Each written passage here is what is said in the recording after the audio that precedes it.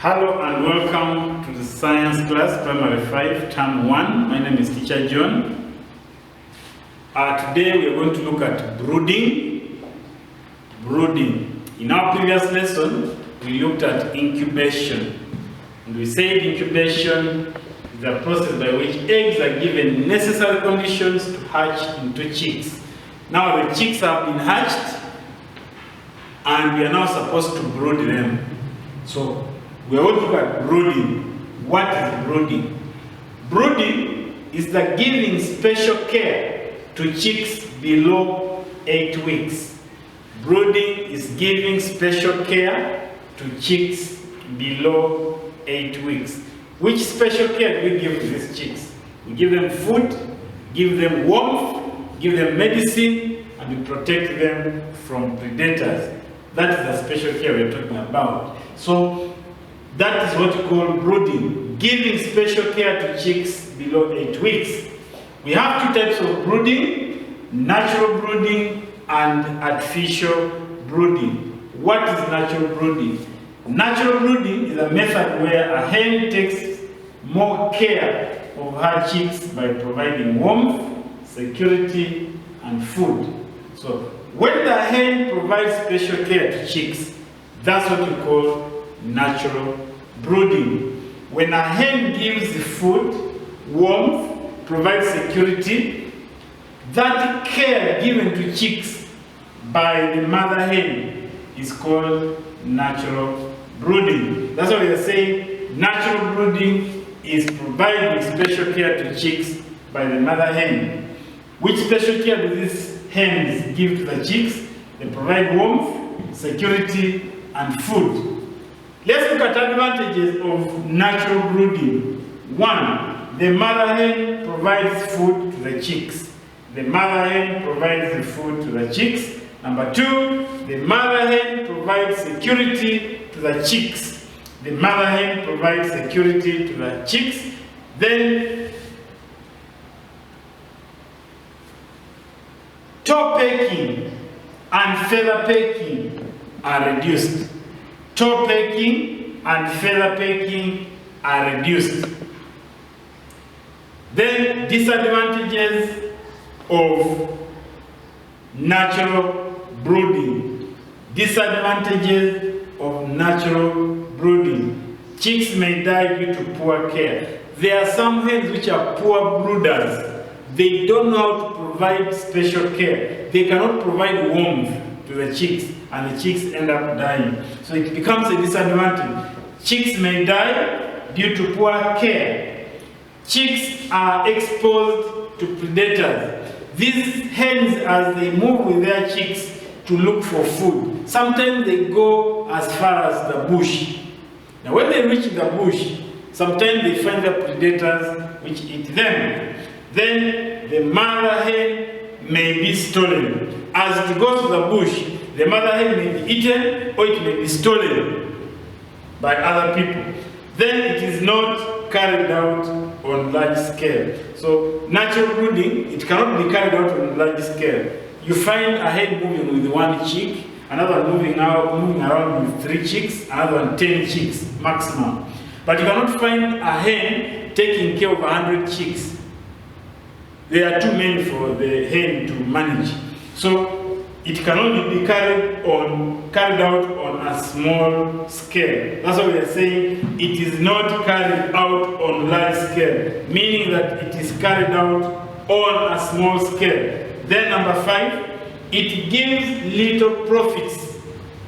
It gives little profits. Why are we saying it gives little profits? Simply because the mother hen can only take care of few chicks.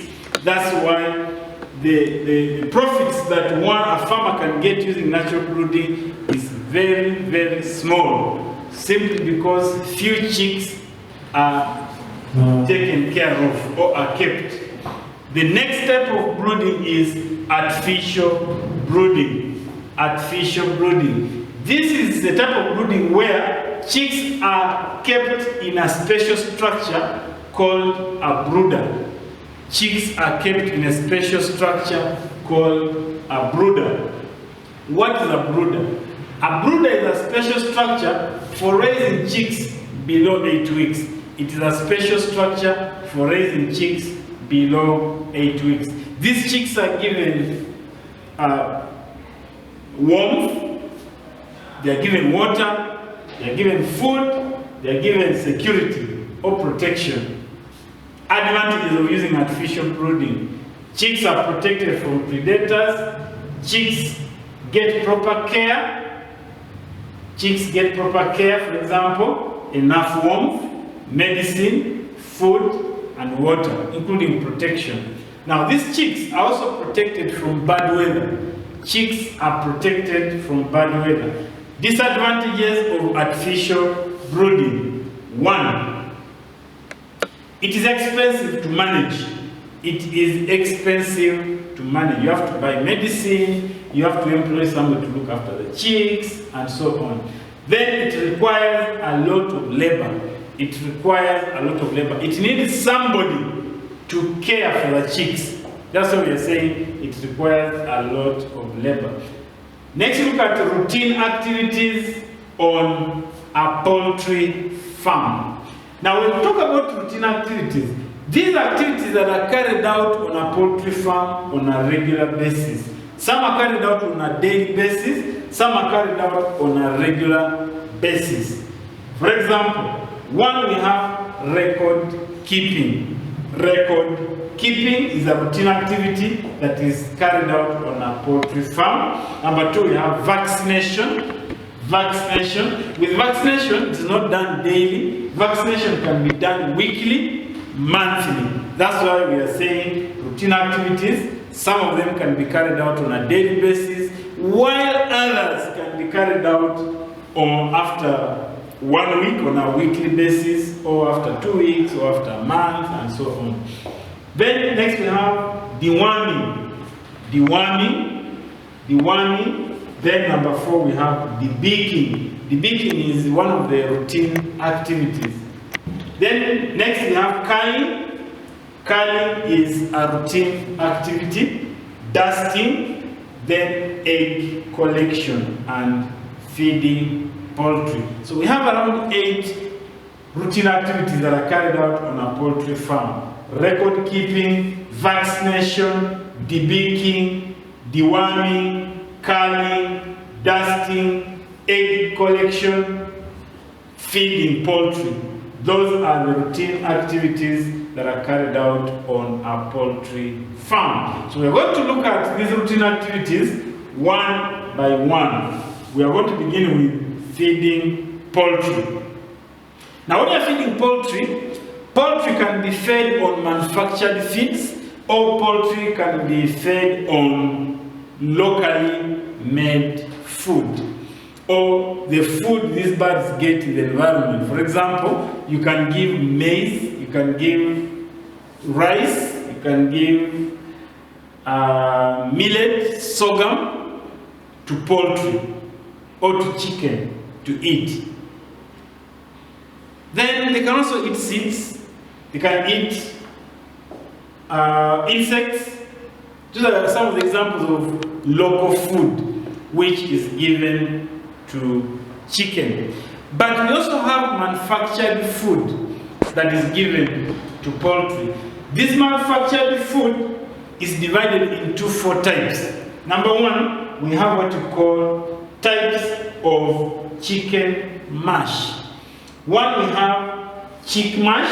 Some people call it dark mash, or it can be chick and dark mash.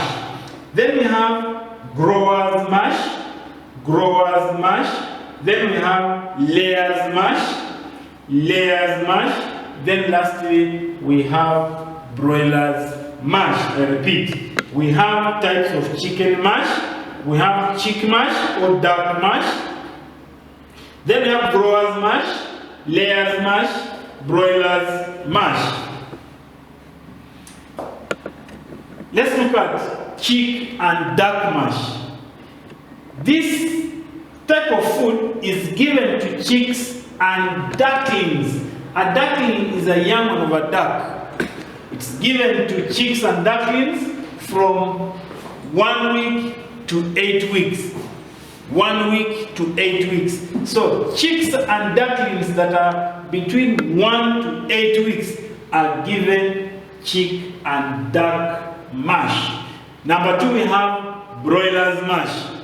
Broilers mash is given to broilers between 8 weeks onwards. We said broilers are types of chicken kept mainly for meat production. So those birds that are kept for meat production that have reached 8 weeks onwards, we give them broilers mash. Then we have layers mash.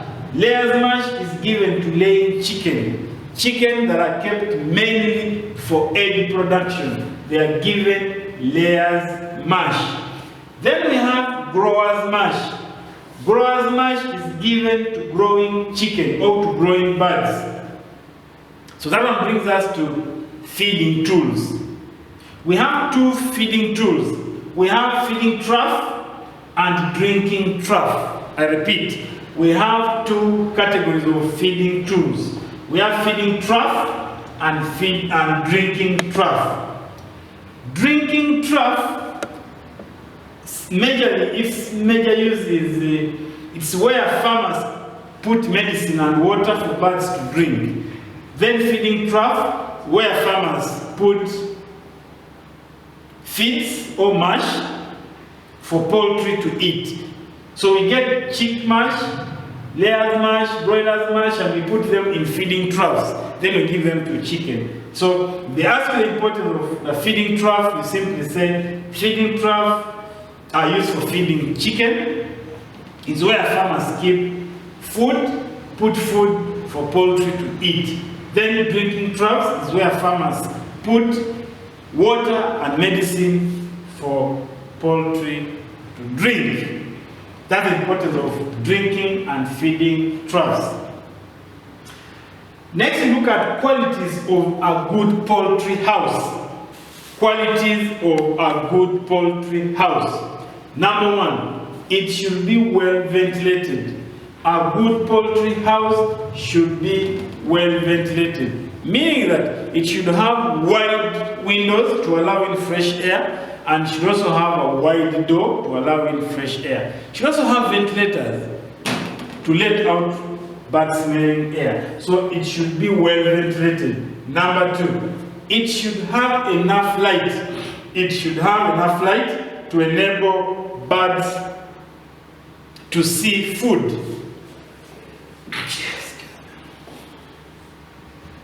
I repeat, it should have enough light to enable birds to see feeds and water. Number 3, it should have enough space. It should be spacious. It should have enough space for the birds when they are eating their food.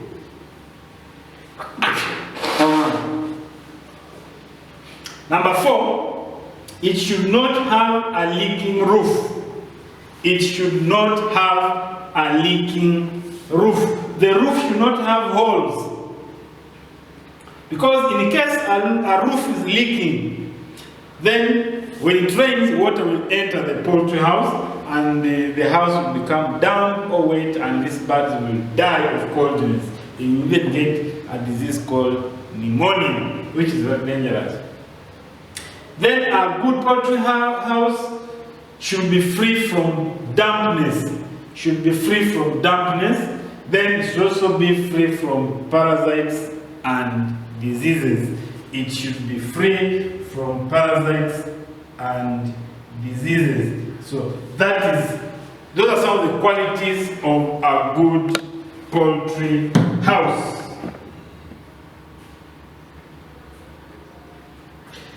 There is an activity on page 19.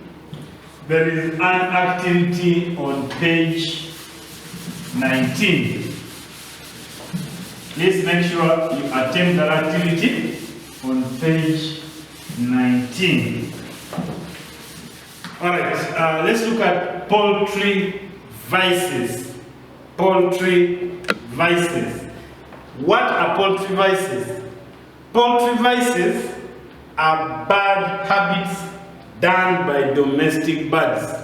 Poultry vices are bad habits done by domestic birds. Remember, we said poultry are domestic birds. Poultry are domestic birds. So, when they ask you what poultry vices are, you simply say poultry vices are bad habits done by domestic birds. Poultry vices are bad habits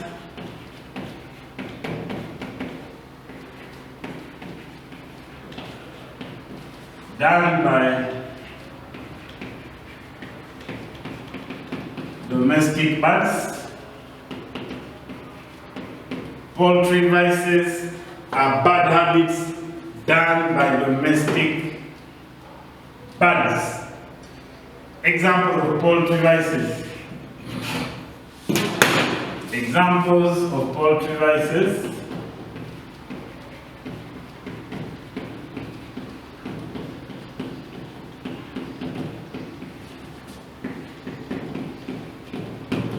Examples of poultry vices. 1, we have egg eating. Number 2, we have feather pecking.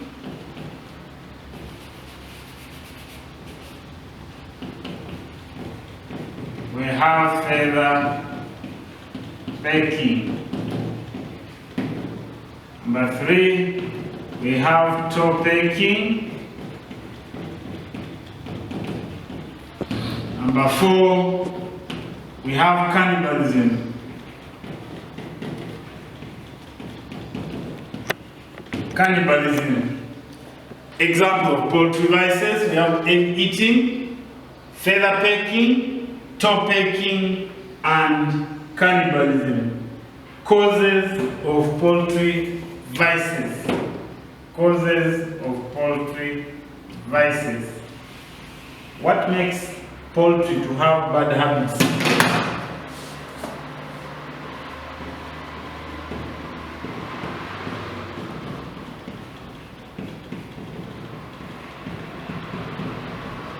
Causes of poultry vices.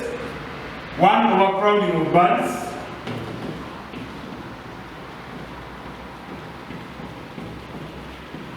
Overcrowding of birds. Boredom among birds. Boredom among birds. Number 3, poor feeding. Poor feeding.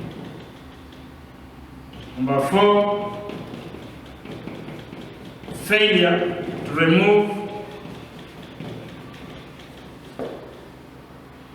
broken eggs. Failure to remove broken eggs in the poultry house.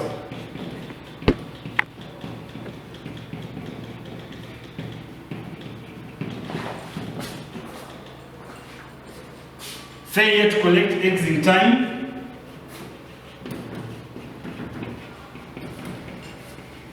Failure to collect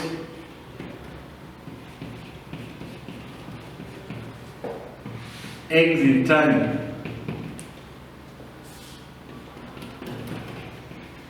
Then number 6, failure to remove pecked birds.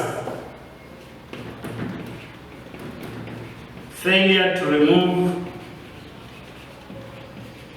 pecked birds. Failure to remove pecked.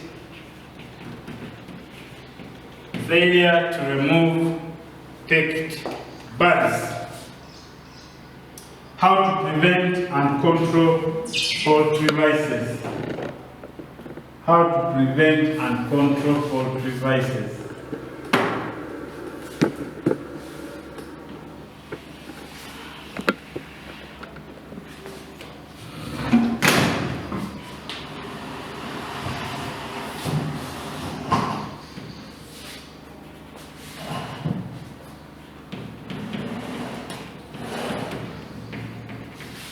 how to prevent or control poultry viruses.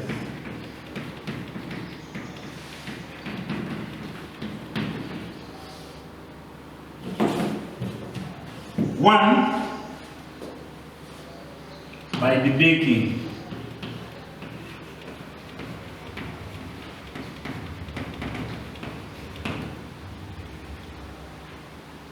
By debaking. Number two, removing broken eggs. By removing broken eggs in a poultry house.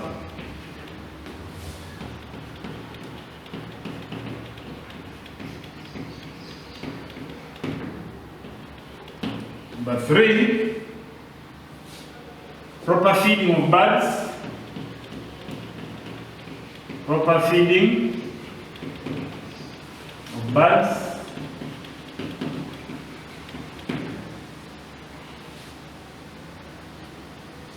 Number four,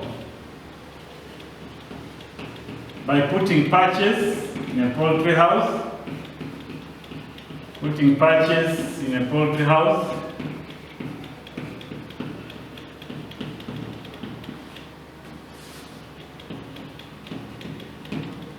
Number five, hanging green vegetables in a poultry house.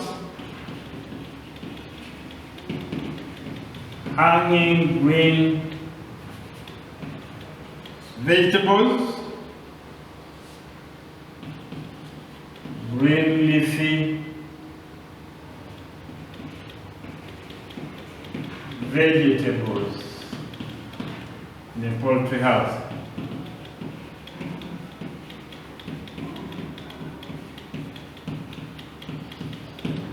Hanging green leafy vegetables in a poultry house. Removing picked birds.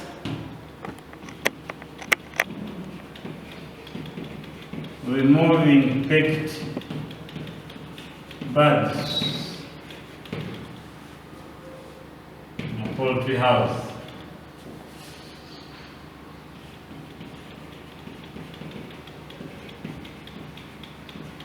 So these are different ways we can, these are different ways we can control or prevent poultry. We said by debeaking. How does debeaking control poultry? Debeaking makes the beak of a bird blunt. Then by removing broken eggs in a poultry house, proper feeding of birds, putting patches in a poultry house.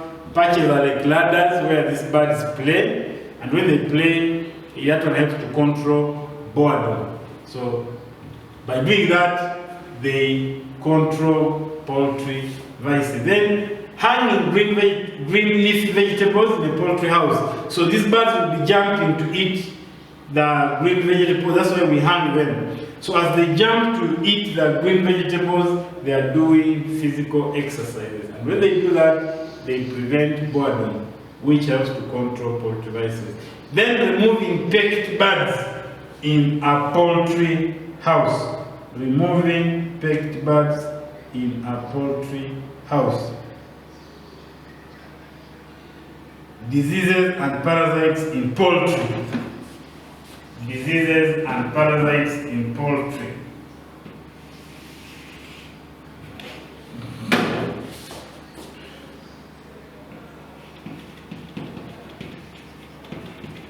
Diseases and parasites in poultry.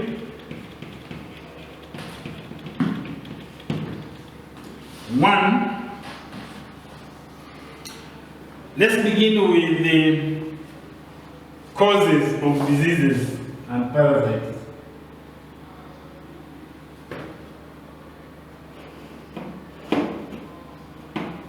Causes of diseases in poultry.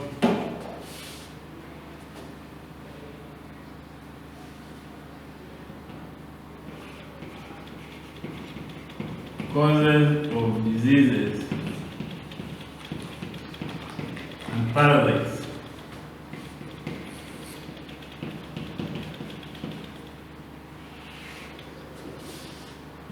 One is poor feeding. If birds are fed poorly, they fall sick. Then poor housing.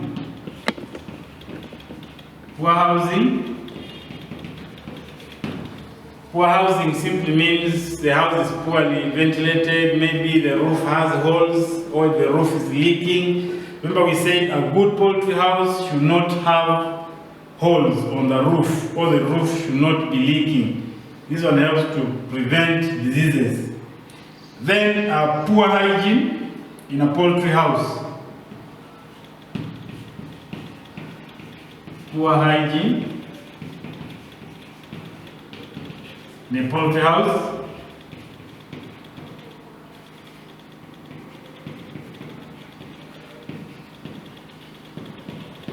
Poor hygiene in a poultry house. Dangers of diseases and parasites. Dangers of diseases and parasites in poultry. Dangers of diseases and parasites in poultry.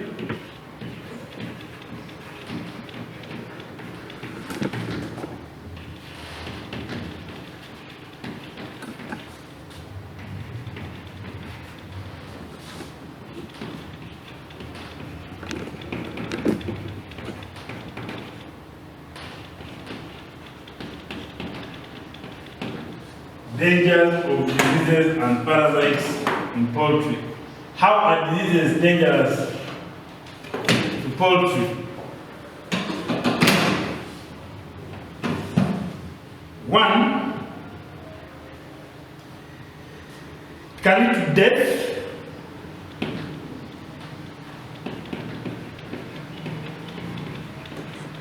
Can lead to death. You see poultry dying. So poultry die. Then it also leads to poor quality products. It leads to poor quality products. Leads to poor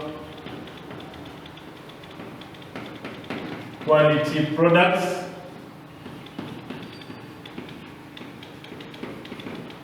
Leads to poor quality products. For example, the birds will start laying few eggs, small eggs, then it reduces the rate of growth. It makes birds to grow slowly. It makes birds grow slowly. Makes birds grow slowly.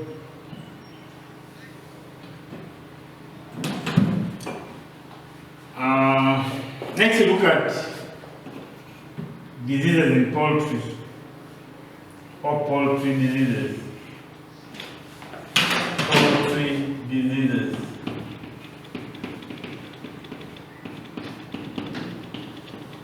Poultry diseases.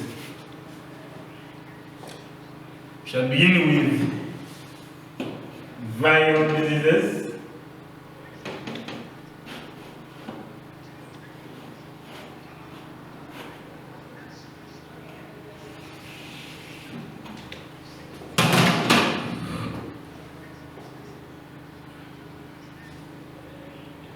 Or poultry diseases.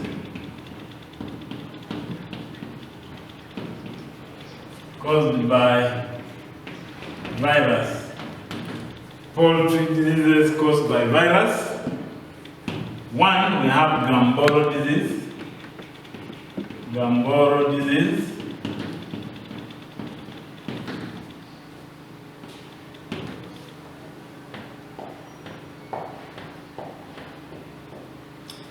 But we have Newcastle disease. Newcastle disease.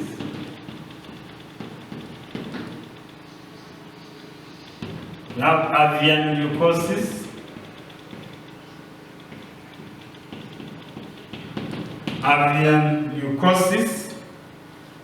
then we have fowlpox,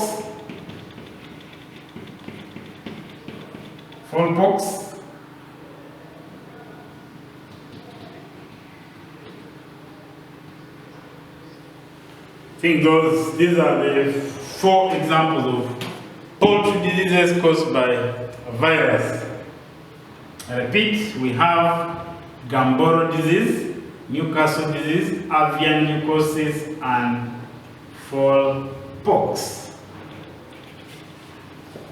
Next, look at viral bacterial diseases, poultry diseases caused by bacteria.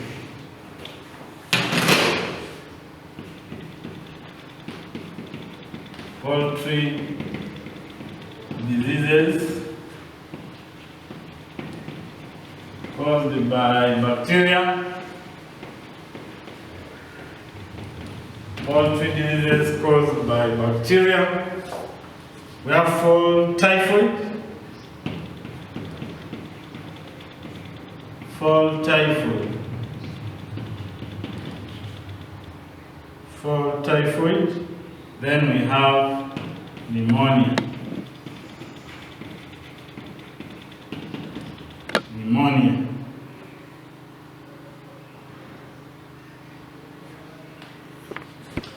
Then we have poultry diseases caused by protozoa. Poultry diseases caused by protozoa.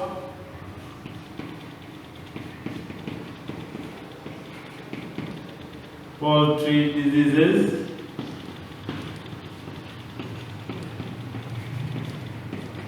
caused by protozoa. Poultry diseases caused by protozoa.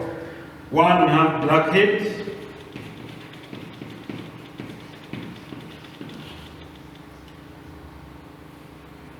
blackhead.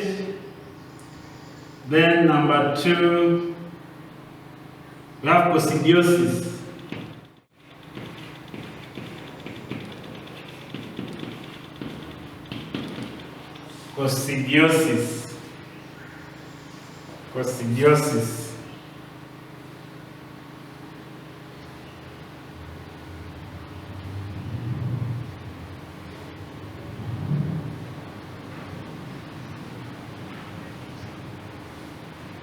So those are some of the diseases which affect poultry. How to control poultry diseases? 1, by regular vaccination. 2,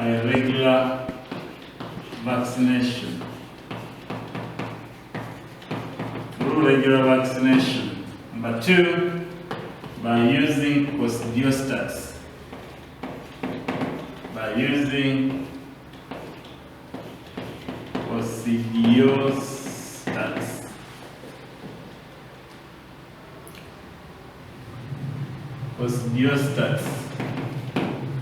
Now, coccidiostats is a medicine which is mixed in poultry feeds, and it helps to prevent a disease called coccidiosis. So if you want to control disease in poultry, you carry out regular vaccination, then you can also use coccidiostats. Number 3, by isolating sick birds.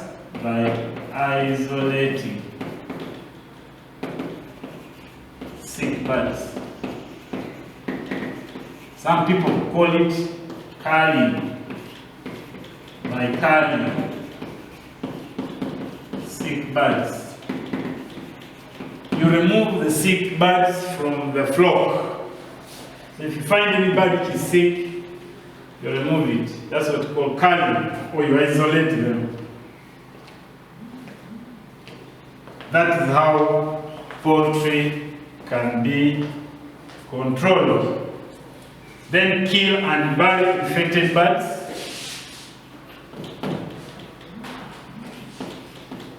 kill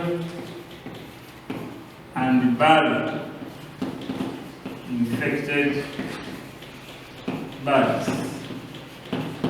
Kill and bury infected birds. There's an activity on page 21 and page 22. That is the make sure those activities are answered about what we have looked at, because we've been looking at poultry viruses, then diseases and parasites in poultry.